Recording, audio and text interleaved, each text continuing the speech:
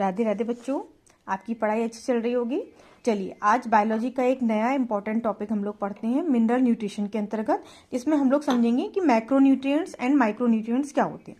सबसे पहले तो आप इस चीज़ को समझिए कि जो प्लांट को अपने डेवलपमेंट के लिए जो न्यूट्रिएंट्स की आवश्यकता होती है, तो जिनकी हमें अधिक प्लांट को अधिक मात्रा में आवश्यकता होती है उनको हम बोलते हैं मैक्रोन्यूट्रिएंट्स, ठीक है।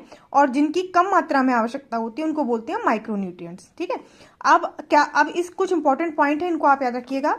जो पोषक तत्व होते हैं, एसेंशियल एलिमेंट्स होते हैं, वो कितने होते हैं? 17 होते हैं, ठीक है। उसमें से 9 जो होते हैं वो आपके मैक्रोन्यूट्रिएंट्स होते हैं और 8 जो होते हैं वो माइक्रोन्यूट्रिएंट्स होते हैं। ये आपके ऑब्जेक्टिव क्वेश्चंस में पूछे जाते हैं, इसलिए इनका नंबर आपको मालूम होना चाहिए। अभी आप देखिएगा कि मैक्रोन्यूट्रिएंट्स जो है वो कौन कौन से होते हैं एंड माइक्रोन्यूट्रिएंट्स होते हैं वो कौन कौन से होते हैं। उनकी एक लिस्ट मैंने बनाई हुई है, आप उस लिस्ट को अच्छी तरह से समझिएगा।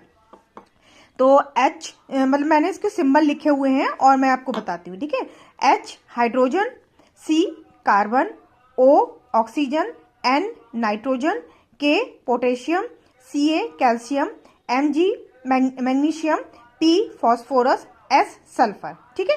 तो ये किसकी लिस्ट है? मैक्रोन्यूट्रिएंट्स की, जिनके आपको सिंबल और नाम अच्छे से समझने चाहिए, ठीक है।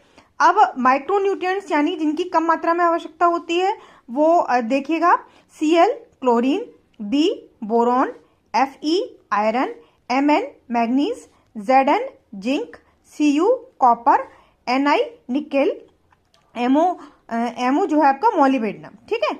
अब क्या करना है आपको? सिंबल अच्छे से लर्न करने हैं और कौन कौन से होते हैं वो देखना है। अब इसमें क्या होगा, क्वेश्चन कौन कौन से बनेंगे वो मैं आपको बताती हूँ। सबसे पहले कितने एसेंशियल होते हैं? 17। और जिनमें से मैक्रो कितने होते हैं? 9 होते हैं एंड माइक्रो कितने होते हैं? 8 होते हैं।